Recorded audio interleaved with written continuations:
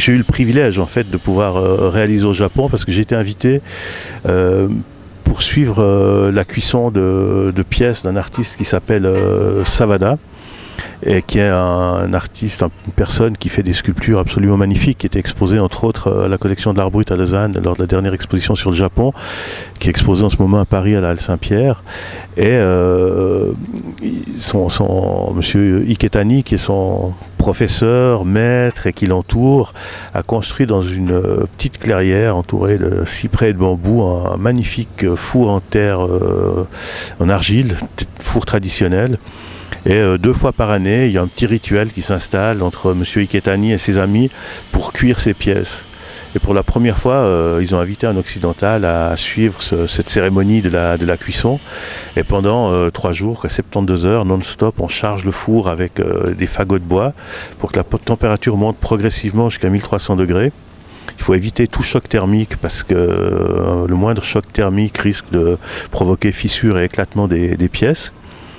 Et pendant 3 jours et 3 nuits, on reste autour du feu, on se repose un peu, on mange, on discute. Et c'est vraiment un moment assez sacré. En même temps, il y a toute la science de M. Iketani qui suit la cuisson, qui contrôle la température, qui en même temps vous sert du thé à manger. Dès que vous êtes un peu fatigué, on peut se reposer. Enfin, il y a toute une atmosphère jour et nuit qui est absolument magnifique.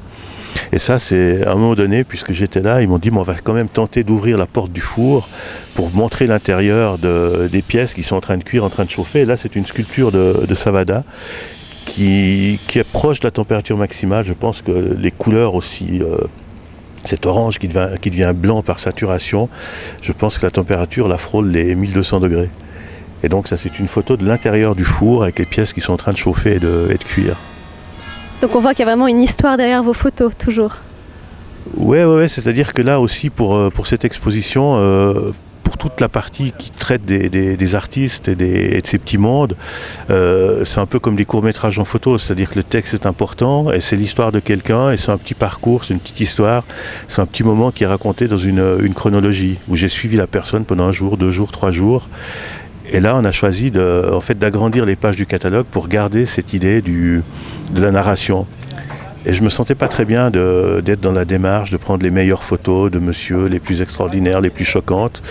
Et je trouvais que j'étais plus près de ce que j'avais envie de montrer et de dire en gardant cette notion de narration à travers les photographies et des séries de photographies.